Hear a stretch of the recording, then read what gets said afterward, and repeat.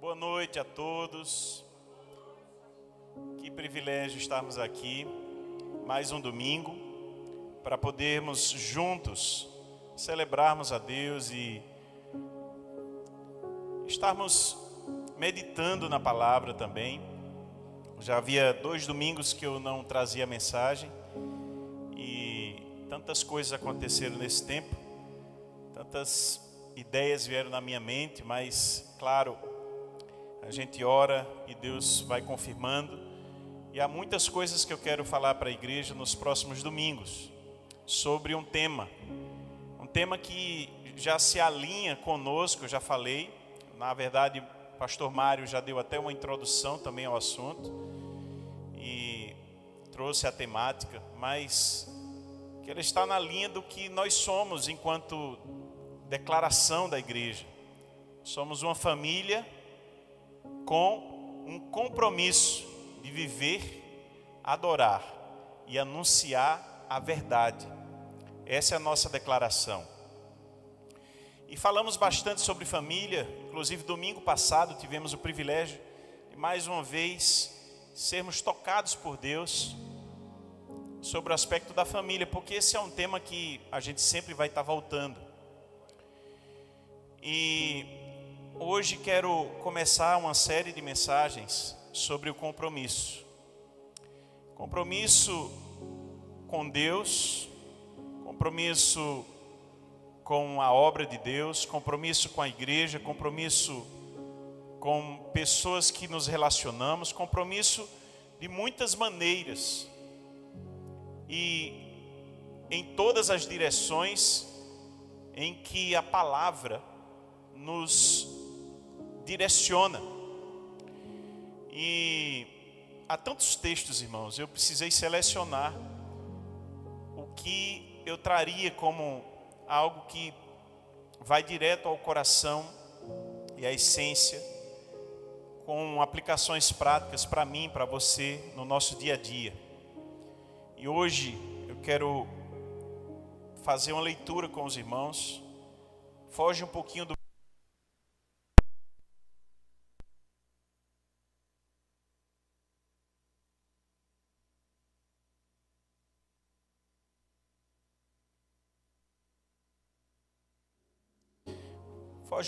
meu padrão de leitura, ler um capítulo inteiro. Mas hoje eu vou pedir sua paciência, porque você vai entender. São 20 e poucos versículos, e você vai entender que é importante a gente ler todo o capítulo, tá? Nós vamos para Daniel, capítulo 6. Daniel, capítulo 6. Eu vou começar falando de um compromisso muito importante. Nosso compromisso com Deus. Não que eu não volte nele, acho que eu vou sempre estar voltando.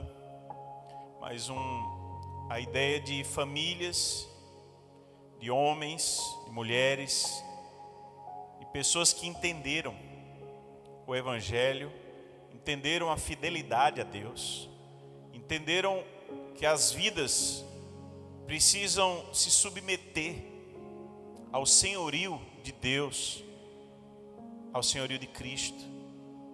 Há uma vida que não vive mais com os conceitos do mundo. Há uma vida que não se baseia mais com a ética de uma sociedade corrompida, que até ora acerta em algumas coisas, mas em boa parte erra. E um compromisso de alguém que se percebeu em um contexto difícil, mas que permanece fiel. Essa é a história que eu vou contar hoje, que na verdade a palavra nos conta, e eu vou trazer hoje para a gente refletir. Daniel capítulo 6, eu lerei na versão NAA, Nova Almeida Atualizada. E se os universitários me ajudarem, a gente vai botar na tela Daniel capítulo 6, já está lá. Você pode acompanhar na tela. Vamos ler? Dario decidiu constituir 120 sátrapas para que administrassem todo o seu reino. Sobre eles colocou 3 presidentes, dos quais Daniel era um, aos quais esses sátrapas deveriam prestar contas, para que o rei não tivesse nenhum prejuízo. Então mesmo Daniel se destacou entre os demais presidentes e sátrapas, porque nele havia um espírito excelente. O rei até pensava em colocá-lo sobre todo o reino. Então os presidentes e os sátrapas começaram a procurar um pretexto relacionado com a administração do reino para poderem acusar Daniel. Mas não conseguiram encontrar esse pretexto, nem culpa alguma, porque ele era fiel e não se achava nele nenhum erro nem culpa. Então esses homens disseram: nunca acharemos um pretexto para acusar esse Daniel, a menos que procuremos algo relacionado com a lei do Deus que ele adora. Então esses presidentes e sátrapas foram juntos falar com o rei e disseram: que o rei Dario viva eternamente.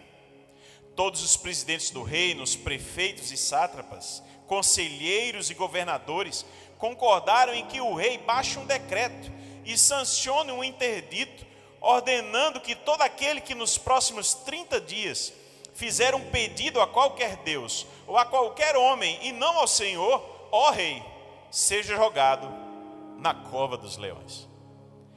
Portanto, ó rei, sancione o interdito e assine o documento, para que não seja mudado segundo a lei dos medos e dos persas, que não pode ser revogada.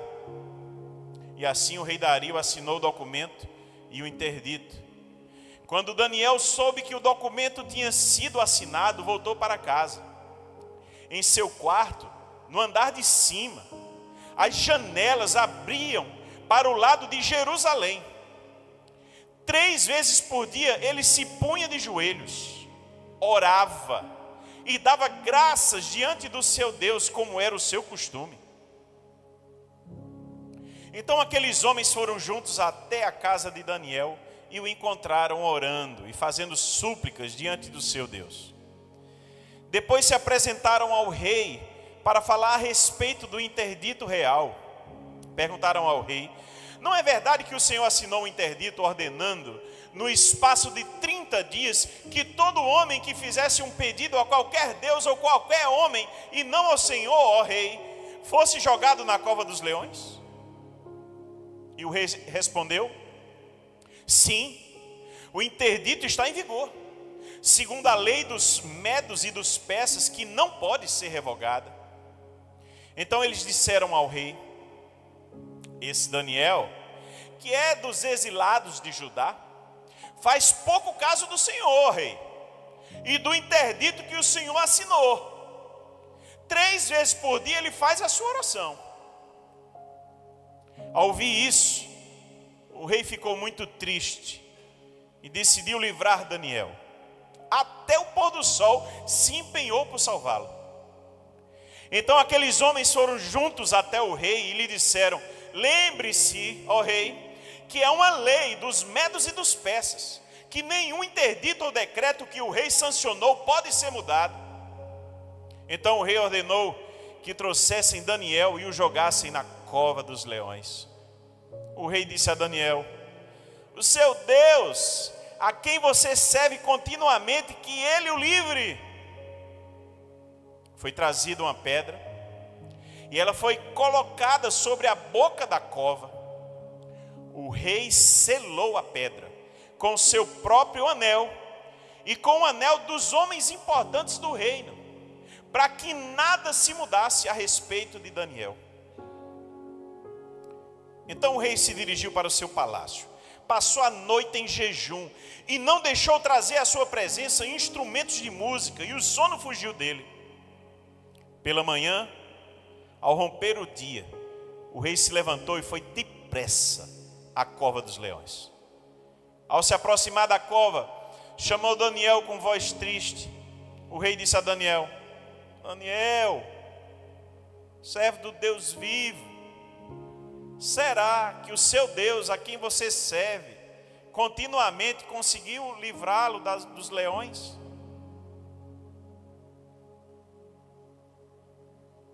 Daniel respondeu: que o rei vive eternamente. O meu Deus enviou o seu anjo e fechou a boca dos leões, para que não me fizessem mal algum, porque fui considerado inocente diante dele, e também não cometi nenhum delito contra o Senhor, ó rei. Então o rei, com muito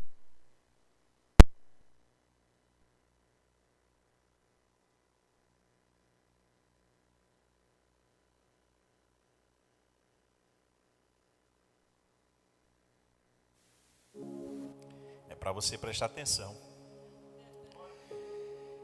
Então o rei, com muita alegria, mandou que tirassem Daniel da cova. Assim, Daniel foi tirado da cova e não se achou nele ferimento algum, porque havia confiado em seu Deus. O rei deu uma ordem e foram trazidos aqueles homens que tinham acusado Daniel. Foram jogados na cova dos leões, eles, os seus filhos e as suas mulheres. Ainda não tinham chegado ao fundo da cova, e já os leões se apoderaram deles e lhes esmigalharam todos os ossos. Então o rei Dario escreveu às pessoas de todos os povos, nações e línguas que habitam em toda a terra, que a paz lhes seja multiplicada. Faço um decreto pelo qual em todo o domínio do meu reino todos tremam e temam diante do Deus de Daniel, porque ele é o Deus vivo e que permanece para sempre. O seu reino não será destruído e o seu domínio não terá fim. Ele livra, salva e faz sinais e maravilhas no céu e na terra. Foi ele quem livrou Daniel do poder dos leões. Daniel prosperou no reinado de Dario e no reinado de Ciro, o persa. Aleluia. Quer dar uma salva de palmas para Jesus? Aleluia.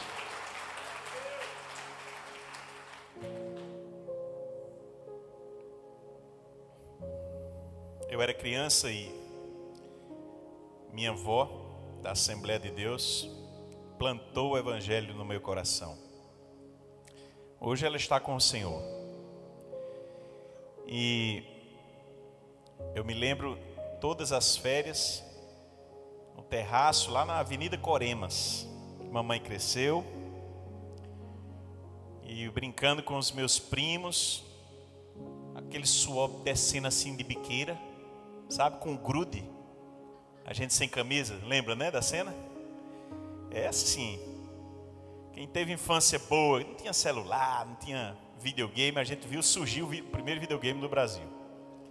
Mas, correndo, vovó estava numa cadeira de balanço, aquelas cadeirinhas com as tiras, né? Foi longe, né, mamãe, agora?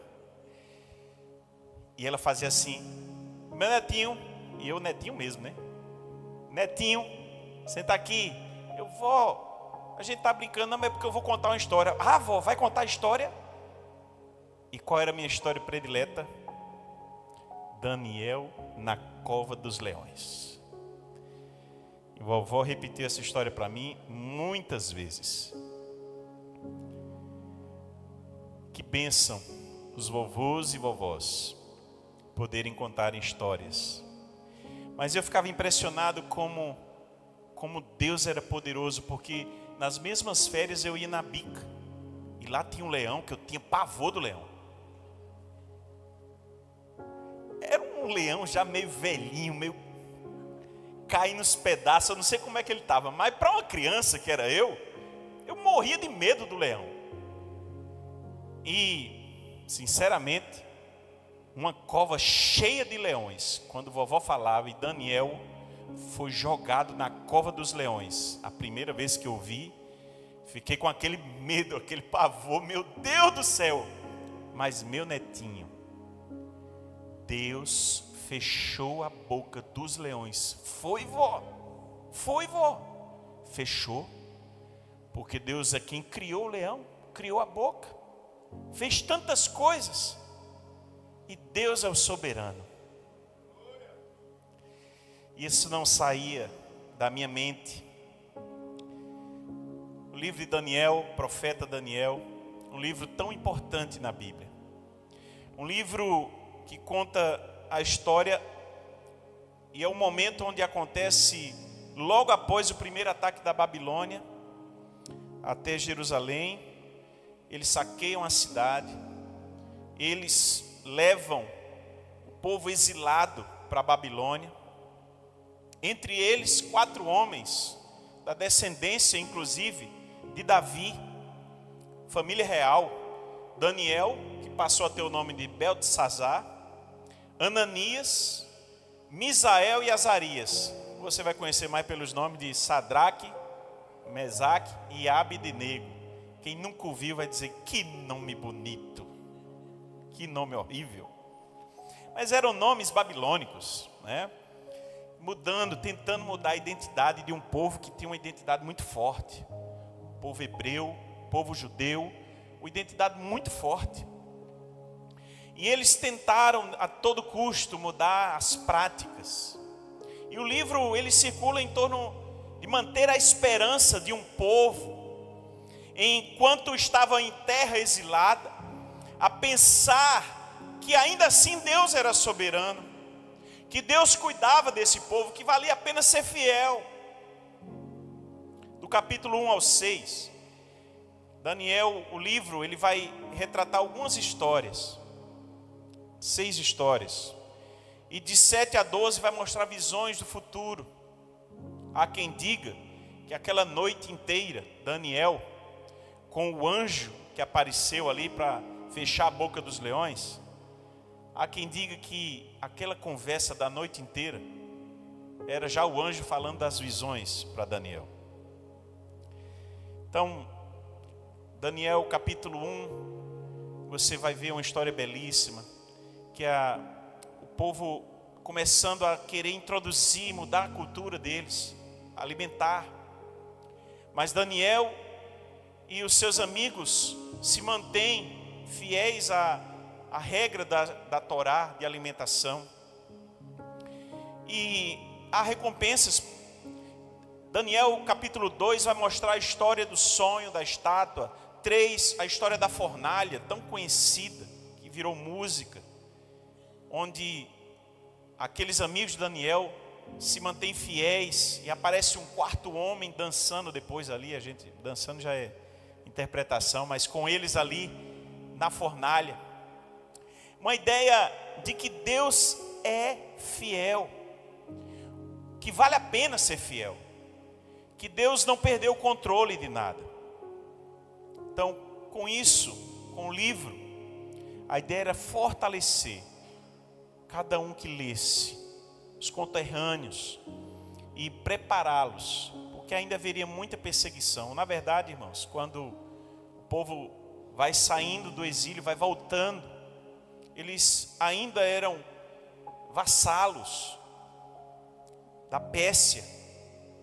E depois mudava governo, passava a ser vassalo dos gregos, de Alexandre o Grande. Depois do Império Romano, o povo passou a ser vassalo de vários grupos. Mas Deus nunca perdeu o controle da história. A história que lemos mostra uma sequência. Dario, que conquistou a Babilônia. Depois Daniel, já mais velho, é a idade dele, já alguns estudiosos falam em 80 anos, Augusto Nicodemos, por exemplo, é dessa ideia. Então, já um senhor que viu tantas coisas acontecerem, mas que tem uma experiência com Deus, tem uma vida fiel a Deus, íntegra. Um homem honrado.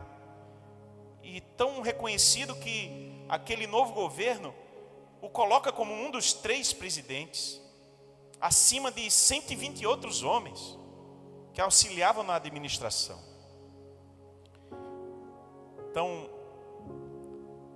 é procurado na vida de Daniel alguma coisa para o incriminar. E eles não encontram. você percebe pela leitura, eles armam, eles tramam uma questão política. Nem parece Brasil isso, de que toda legislação é possível que tenha gente por trás disso tramando alguma coisa política, uma armação para grupos ou interesses econômicos voltados para aquilo. Legaliza-se aborto, legaliza-se o que for, e o que está discutindo nas aparências encobrem uma centena de razões que acontecem nos bastidores. Isso é o retrato do mundo, não é do Brasil só. E você viu a história, mas eu queria dizer algumas considerações iniciais ainda. Essa história que nós contamos, e esse livramento de um homem que se colocou fiel a Deus, ele primeiro mostra que Deus não perdeu o controle, que Deus é soberano, que Deus é o Senhor absoluto da história, ainda quando não pareça. Quando tudo parecia perdido, ou que ia dar errado, quando fecharam aquela cova, Deus mostra o seu poder. E às vezes não é como as mentes humanas imaginam, as soluções tentadas até pelo povo de Deus, às vezes não são as de Deus. Mas Deus está no controle. A segunda ideia, inicialmente, é que Deus permite que seus filhos sejam testados, ainda que em idade avançada. Perceba, Daniel já tinha uma história, mas nem por isso Deus o livrou da prova. Enquanto vivermos, irmãos, estamos sendo submetidos ao crescimento espiritual, e para isso Deus nos vai permitir passarmos por situações difíceis também. Então prepare-se sempre. Enquanto você viver, nós vamos ter isso. Isso nos aprofunda as experiências com Deus, isso nos dá mais conhecimento de Deus e experiência para ajudar outras pessoas. E a última consideração inicial é que Deus é o Salvador do seu povo. Nunca esqueça isso. Deus pode até usar situações terrenas, mas Deus é aquele que nos salva, é Ele. É Ele quem provê, como bem cantamos hoje. É Ele quem nos dá a cura, quem nos dá o livramento. É Ele quem nos faz tudo, porque a vida pertence a Ele. Ele é o Deus soberano e o Salvador do seu povo. Interessante é que, tanto no caso dos amigos de Daniel, que eu não falei o relato, mas apenas citei, mas como no caso de Daniel, nenhum deles exige a salvação de Deus. Se colocam como servos, que é a nossa postura, mas Deus faz questão de salvá-los.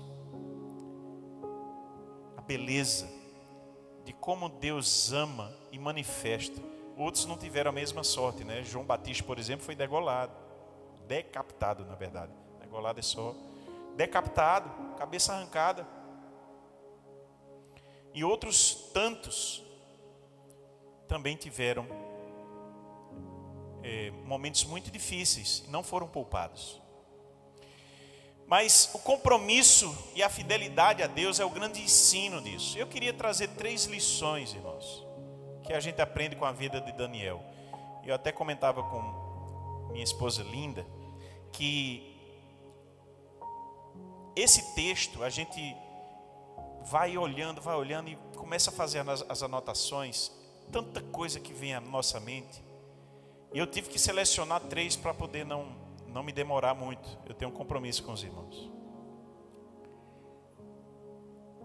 Então selecionei 3 coisas importantes falando em compromisso. A primeira é que vemos na vida de Daniel um compromisso com a excelência. Você pode repetir comigo? Um compromisso com a excelência. Diga mais forte. Um compromisso com a excelência. E é interessante, verso 3, vou lembrar. Então mesmo Daniel se destacou entre os demais presidentes e sátrapas, porque nele havia um espírito excelente. Olha só. A excelência é um perfil importante a ser buscado. Preste bem atenção.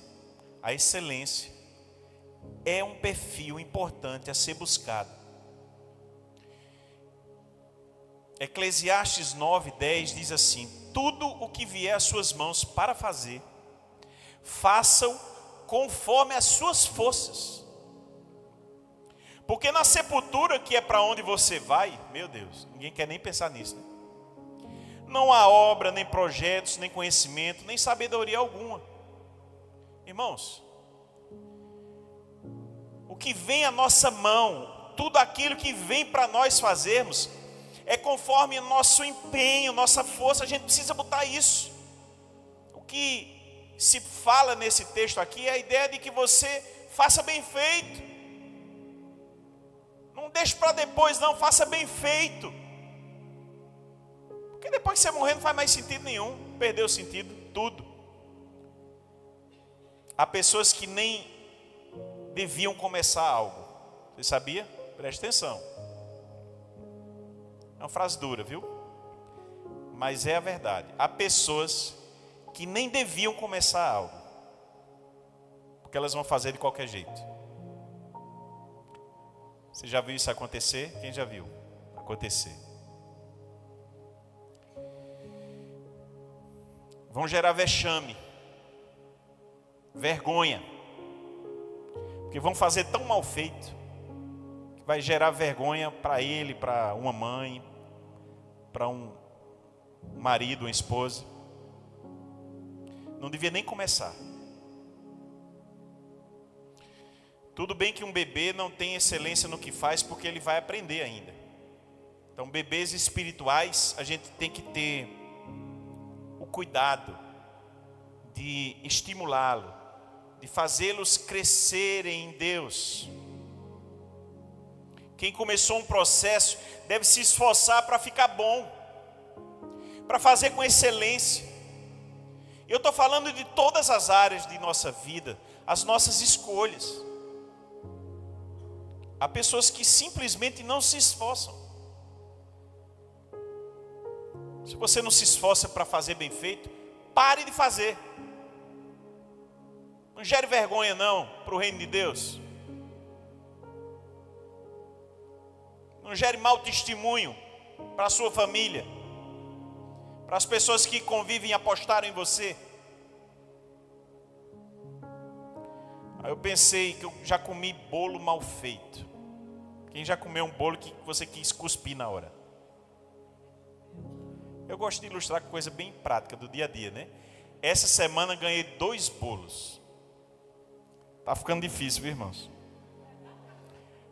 Mas a irmã Jurema me deu um bolo delicioso de café. Oh, Jesus. Obrigado, irmã Jurema. Estava delicioso. E Laura me deu um bolo de cenoura. Uns bolinhos maravilhosos. Mas tem aquele bolo que não dá vontade de você comer, não. E eu fico pensando, a pessoa perdeu tempo comprando material, indo para a cozinha fazer, o tempo de espera no forno para ficar aquela porcaria. Não raciocine comigo, que perda de tempo. Que perda de tempo. Tem gente que põe açúcar no café, estraga o café.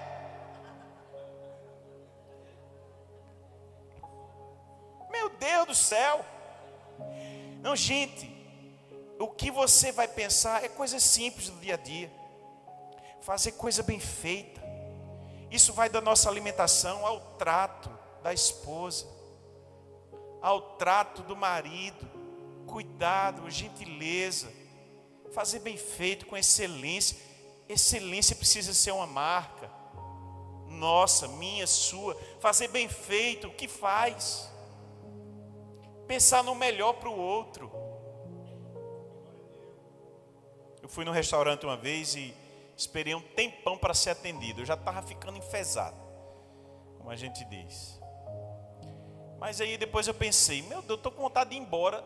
não é nem por retaliação, é porque é o seguinte: se eu demorei, o cara demorou 15 minutos para vir na minha mesa para fazer o pedido, imagina o tempo de eu esperar a comida. Isso vai demorar 1 hora, 2 horas para vir a comida. E eu fico pensando nesse tipo de coisa. Nós precisamos entender, inclusive para o reino de Deus. Veja que eu estou falando do reino de Deus só agora. Estava falando de coisas simples do dia a dia. Tem gente que vai envergonhar Jesus, fazendo um negócio que, meu Deus do céu, vai cantar desafinado. Não vá para uma aula de canto. Eu falei a história de Ronaldo Lidório, né? Que foi pregar para um senhor e ele começou a falar todo estranho, sem conseguir concatenar as ideias direito. E ele disse: meu filho, você faz o quê? E ele disse: eu entrei para o seminário. E aquele senhor, dono da mercearia, disse assim: volte para lá, estude, aprenda bem direitinho, fazer direito, depois você vem e prega aqui de novo. Porque não estava fazendo bem feito. Excelência, irmãos. Aí veja, Colossenses 3, 23. Guarde esse verso. Olha, se você pegou só no ar as coisas que eu falei até aqui, mas esse verso guarde no seu coração. Compromisso com a excelência. Colossenses 3, 23. Olha só. Tudo o que fizerem, façam de todo o coração, como para o Senhor e não para os homens. Você pode ler comigo em voz forte?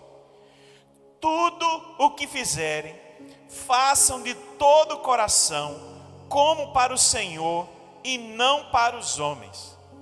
Eu vejo só um problema quando lemos esse verso.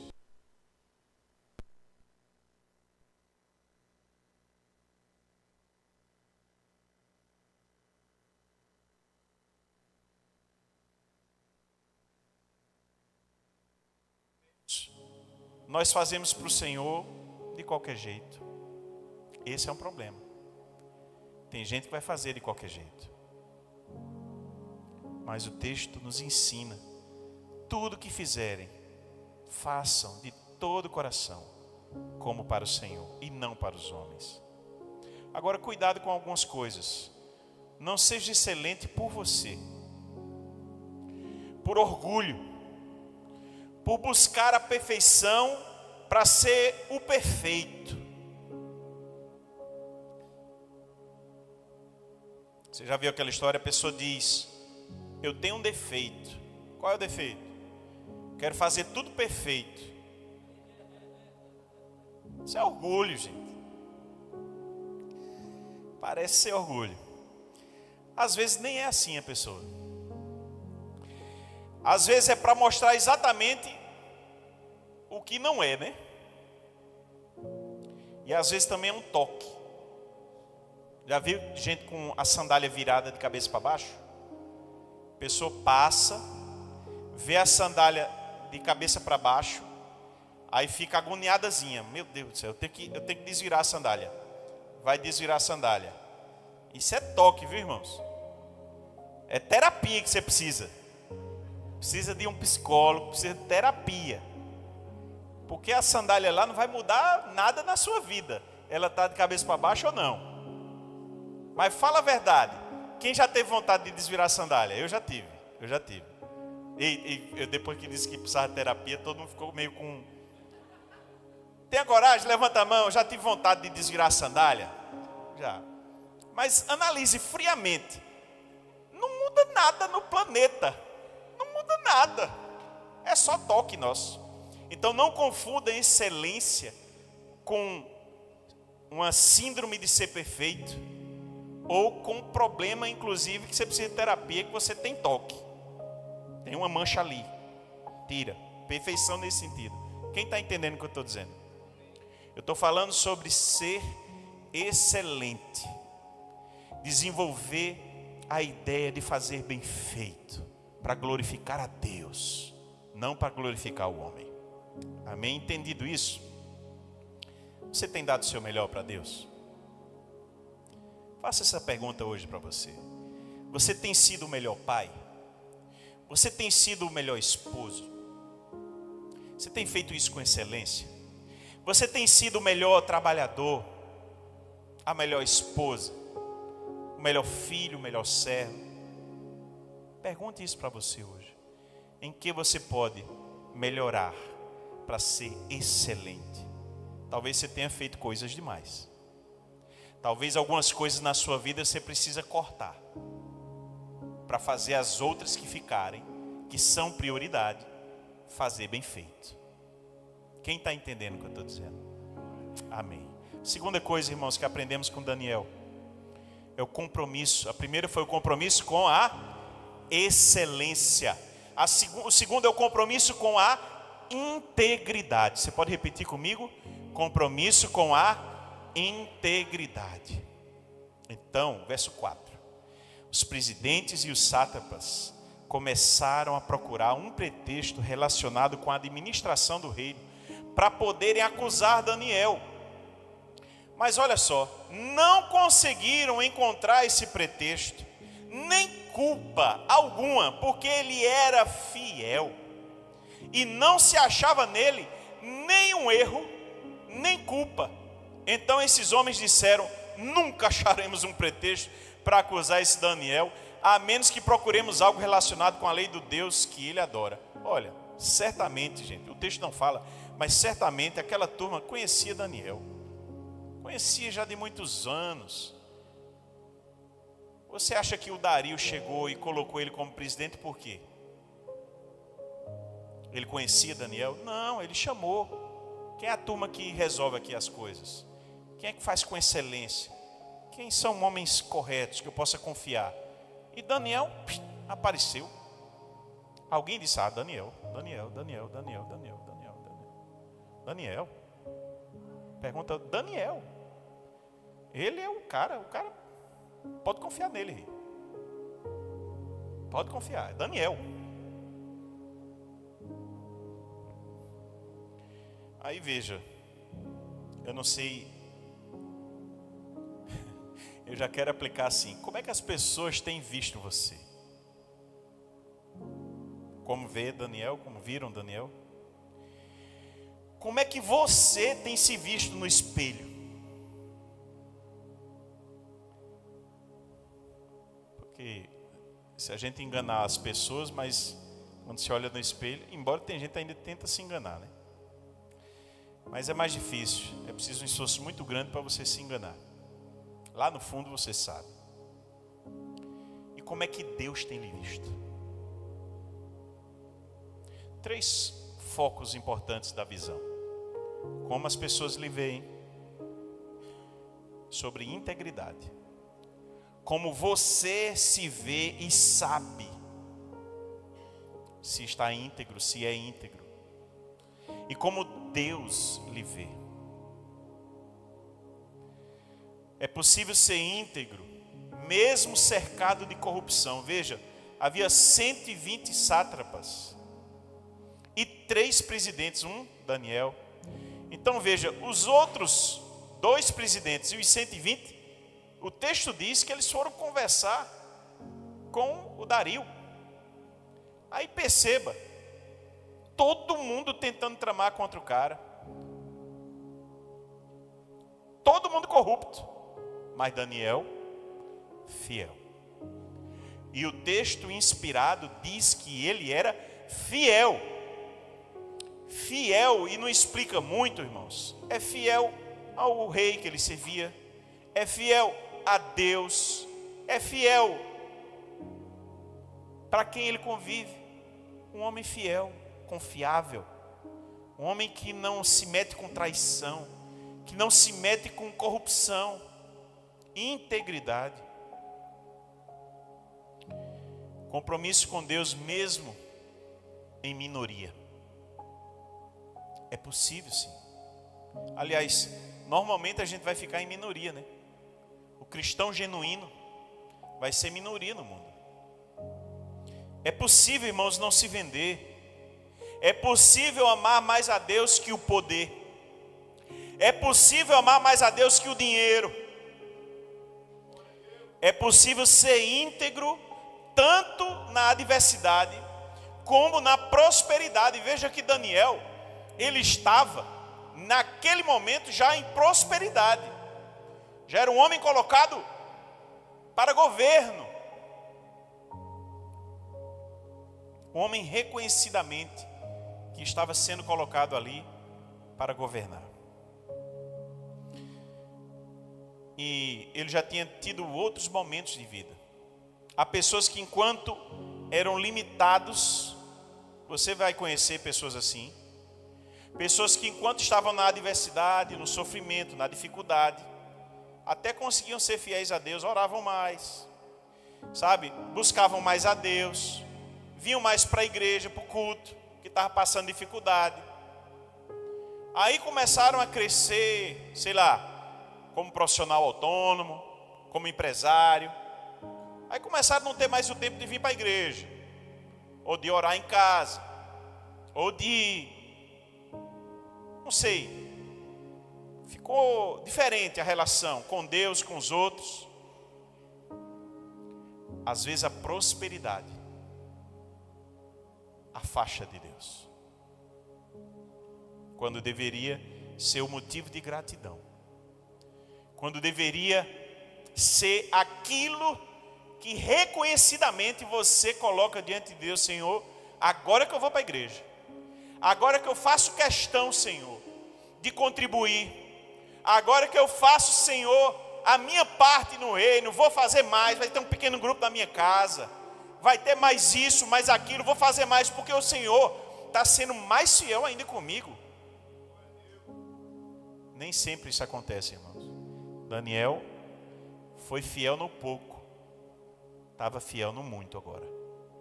Daniel foi fiel quando não era conhecido, e era fiel quando era conhecido. Integridade, irmãos, compromisso com a integridade, um homem fiel a Deus, um homem fiel a quem servia.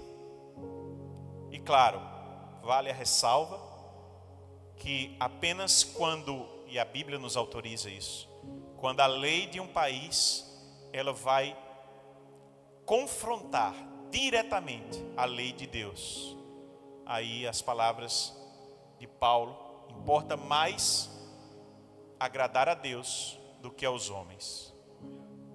Nessa hora sim, que põe em xeque se você vai ser fiel a Deus ou a uma lei humana que abertamente foi feita para gerar o contrário. Você opta por Deus. Temos vivido dias que não é difícil isso acontecer em breve, de pastores, homens de Deus serem presos por dizer que vão ter uma postura, sabe, mais forte, mais firme contra algumas coisas que podem surgir, irmãos. Zacarias foi um homem fiel a Deus. Lucas 1:5, a Bíblia diz que ele era irrepreensível, ele e a esposa Isabel, os pais de João Batista. Natanael, Jesus olhou para ele em João 1:47 e disse: esse aqui é um verdadeiro israelita, em quem não há dolo. Como é que Deus vê você? Como é que Deus vê você hoje em relação à integridade? Pense sobre isso. A última coisa, irmãos, se é importante aprendermos com Daniel o compromisso com a excelência, compromisso com a integridade, também é extremamente relevante o compromisso com a vida piedosa, a vida de oração. Você pode repetir comigo? Compromisso com a vida piedosa, a vida de oração. O verso 10 diz: quando Daniel soube que o documento tinha sido assinado, voltou para casa. Em seu quarto, no andar de cima, as janelas abriam para o lado de Jerusalém. 3 vezes por dia ele se punha de joelhos, orava e dava graças diante do seu Deus, como era o seu costume. Sabe, irmãos, eu fico pensando, e talvez você já tenha pensado nisso, em uma das pessoas que eu vi falando sobre o tema, ele também raciocinou mesmo, disse assim: Olha, era só 30 dias. Talvez alguns de nós iam dizer: o que é que custa eu orar de janela fechada, né? Deus não vai escutar? Não é um razoado bom isso daí? Bom, tem uma lei, é só 30 dias. Para eu não orar para outro Deus. Vai contra a lei de Deus essa, que é orar. Eu vou orar no quarto fechado, porque Deus me escuta de todo jeito. E não vou transgredir uma lei lá, gerando um problema. Depois dos 30 dias eu oro de janela aberta de novo. Mas Daniel não fez isso. Ele não mudou os seus hábitos. Ele priorizou Deus. Ele priorizou a verdade. Ele estabeleceu que era importante ali ele continuar, sem a pressão do mundo. Não ser moldado pelo mundo em coisas que são de Deus. Eu vou repetir. Não ser moldado pelo mundo em coisas que são de Deus. Enquanto esse mundo está nos tolhendo a voz, a postura com as nossas convicções e a nossa atitude. Pastor, vamos ser sábio. Eu concordo em ser sábio. Mas até onde vai o limite da sabedoria e o limite da covardia? Que Deus possa nos guiar nisso, irmãos. Que Deus nos guie, porque temos vivido dias difíceis e a tendência é piorar. Mas Daniel nos ensina, e há tantos outros também, a termos um compromisso com a oração, um compromisso de orar. O reverendo Ricardo Barbosa de Souza, ele cita John Bunyan. John Bunyan você já ouviu, certamente, como autor do livro O Peregrino. Um livro que alguns amam, outros odeiam, né? Mas sobre a oração, a frase é importante, é interessante. Ele disse, o John Bunyan: oração é um sincero, sensível e afeiçoado derramar do coração ou alma a Deus, através de Cristo, no poder e assistência do Espírito Santo. Tais coisas como Deus tem prometido ou de acordo com a sua palavra, existem para o bem da igreja, com submissão em fé para com a vontade de Deus. Conceito longo, e há tanto para ser dito aqui, eu não tenho mais tempo. Mas fique com uma primeira parte. Esse sincero derramar de coração, esse sincero relacionamento guiado pelo Espírito Santo, esse relacionamento onde a vida depende da oração, sua relação com Deus é intrinsecamente ligada a isso. É o reverendo Hernandes Dias Lopes que diz que a oração deve ser para o crente como a respiração é para os seres vivos. Não se concebe um cristão, um crente, viver sem orar. Talvez nem seja cristão, sem entender isso. Nosso relacionamento com Deus, nossa vida diária, quanto mais oração, melhor. Nós precisamos caminhar em oração, ouvindo Deus, depositando nossas angústias ali, ouvindo. A oração também é para ouvir Deus. Você tem ouvido, você tem orado? Daniel fazia 3 vezes isso. Ele tinha um compromisso com orar. Você tem um compromisso de orar? Irmãos, compromisso. Todos os dias eu vou orar. Você já disse isso? Você já disse isso? Daniel orava como um bom hebreu, judeu. Orava 3 vezes ao dia.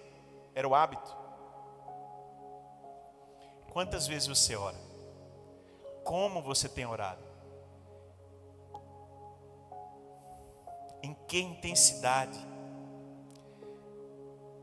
Meu tempo acabou, mas eu quero finalizar trazendo essa ideia, lembrando você que Daniel nos ensina no compromisso da excelência.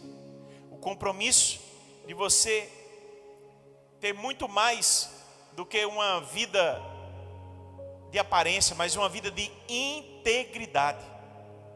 E o compromisso em orar. 3 coisas tão importantes para nós, irmãos. Vida que se debruça nisso. 3 áreas importantes. Fazer tudo com excelência, glorificando a Deus. Fazer tudo com integridade, para dar bom testemunho, para glorificar a Deus através da sua vida. E uma vida que ora, para ser guiado pelo Espírito, para ouvir a voz de Deus, para depositar tudo nas mãos de Deus e viver na dependência desse Deus. Que eu e você possamos viver como Daniel viveu, uma vida de compromisso e fidelidade a Deus. Feche seu olho onde você está. Senhor, em tua presença, nós te louvamos, te agradecemos, Senhor, pelo privilégio de ouvirmos a tua palavra, de sermos, ó Deus, aqueles filhos que, Pai, querem ser transformados. A oração também nos transforma. Nós queremos sim, ó Deus, viver uma vida que aponta para a transformação, aperfeiçoamento.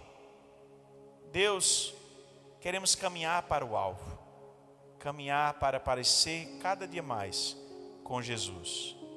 Que o exemplo de Daniel, Senhor, de ser fiel, e que no final de sua vida foi fiel a ponto de um rei glorificar ao Senhor e fazer depois a divulgação disso para os povos vizinhos. Que esse exemplo nos sirva para que nós influenciemos também a sociedade que vivemos e sejamos, Pai, luz nesse mundo. Te agradecemos assim, em nome de Jesus. Amém. Amém.